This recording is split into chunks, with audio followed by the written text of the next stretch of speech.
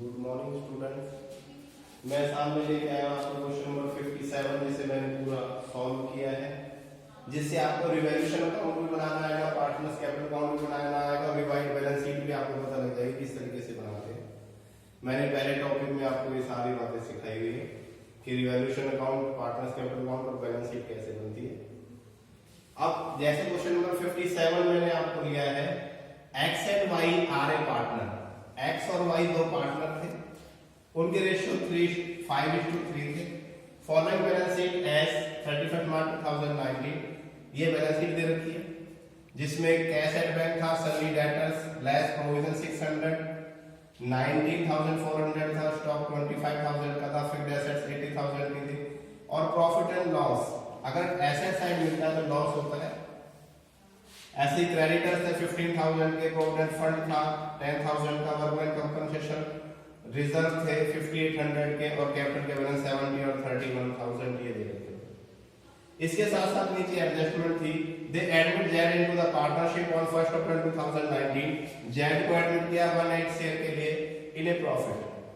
Z brings 20,000 his capital, capital के लिए 20,000 रुपए ला रहा है and ₹12,000 for goodwill in cash.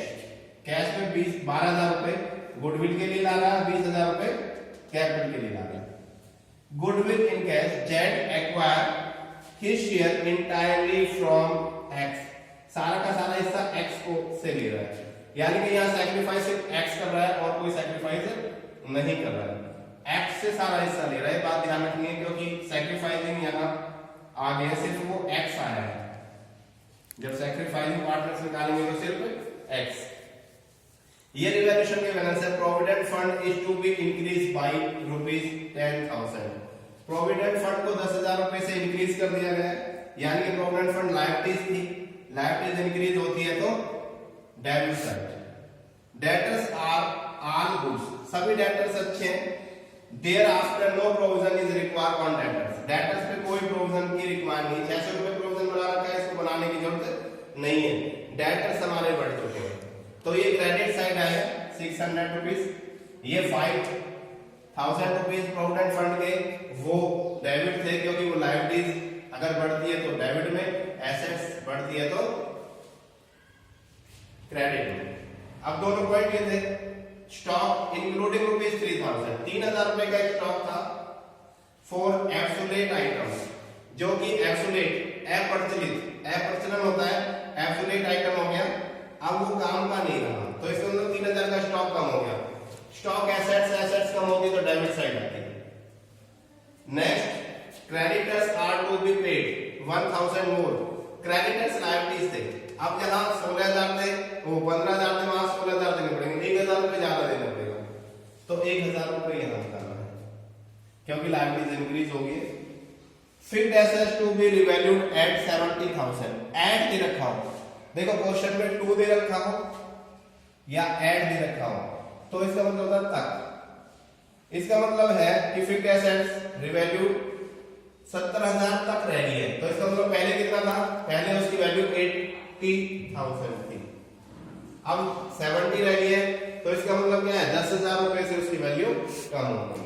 ये तो ये 5 पॉइंट्स इसमें दे रखे थे जिससे एसेट्स, क्योंकि प्रोविजन डेटर्स पे रिक्वायर नहीं है तो डेटर्स बढ़ जाएंगे, ऐसे ही प्रोविडेंट फंड लायबिलिटीज था कम हुआ बढ़ गया तो क्रेडिट डेबिट में, स्टॉक कम हुआ डेबिट में क्योंकि एसेट्स थी, क्रेडिटर्स लायबिलिटीज से बढ़ गया तो ये फिक्स्ड एसेट्स कम हो रही है।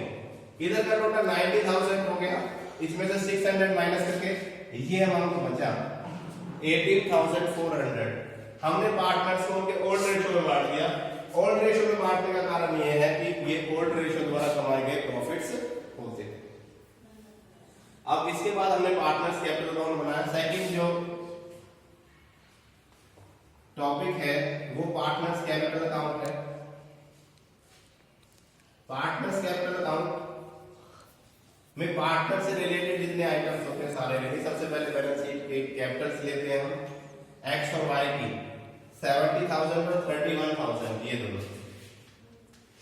फिर जो कैपिटल के लिए लाया था वो कैश के नाम से जेड के कॉलम में लिखा दिया क्योंकि जेड लेके आया है। Premium for goodwill premium for goodwill की एंट्री होती थी, क्या जनरल एंट्री हुई है प्रीमियम फॉर गुडविल की? प्रीमियम फॉर गुडविल अकाउंट है टू सैक्रिफाइसिंग पार्टनर्स।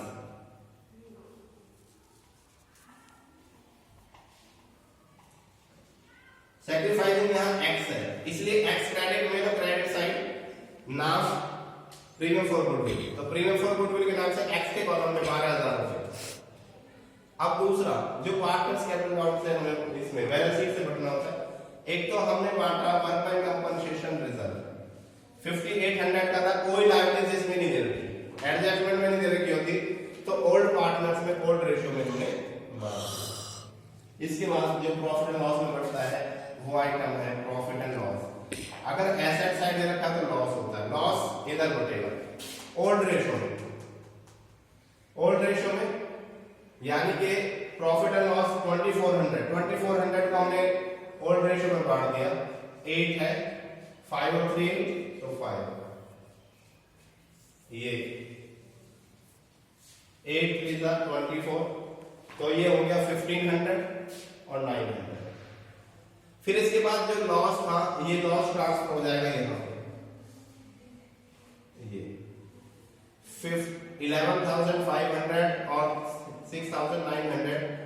फिर क्या करेंगे इस तरफ की एक्स का टोटल क्या 70 और 12 82 और 3000 85,625। हमने यहां से माइनस कर दिया 11 और 1500, 11,500 और 1500, इसका मतलब हो गया ये 13,000 माइनस कर दिया 72,625, ये आ गया। फिर सेकंड का हमने 31 और ये तो ये होगा 33,175, इसमें से हमने माइनस कर दिया 6,900 ये और 900 ये 7,800 25,375 ये, और फिर 20,000 का ये था, इधर के टोटल में से ये माइनस किया, इधर कुछ नहीं था तो 20,000 किया गया। अब जो कैपिटल के न्यू बैलेंस आए हैं 72,625 25,375 और 20,000, ये कैपिटल के बैलेंस यहाँ कैपिटल के बैलेंस शीट में लायबिलिटी साइड ट्रांसफर हो गई है, इनका टोटल हुआ 180।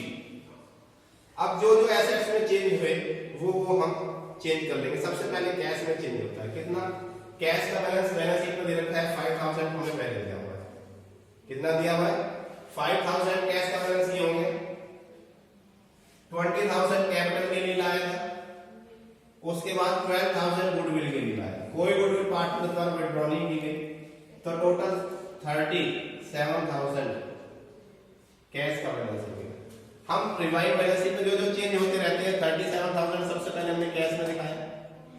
फिर दूसरा सेकंड पॉइंट हमने यहाँ बैलेंस शीट में डेटर्स में प्रोविजन की जरूरत नहीं थी, सीधा 20,000 दिखा दिया।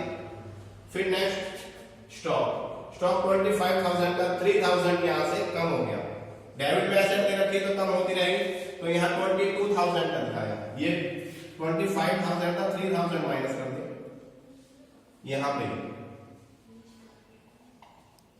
इसके बाद दूसरा अगला नेक्स्ट टॉपिक है फिक्स्ड एसेट्स। फिक्स्ड एसेट 80,000 का था वो 70 रह गया, तो यहाँ 70 दिखा देंगे, यानी कि 10,000 यहाँ से इसमें से 10,000 कम करके 70,000 दिखा दिया, ये दिखा दिया 70,000।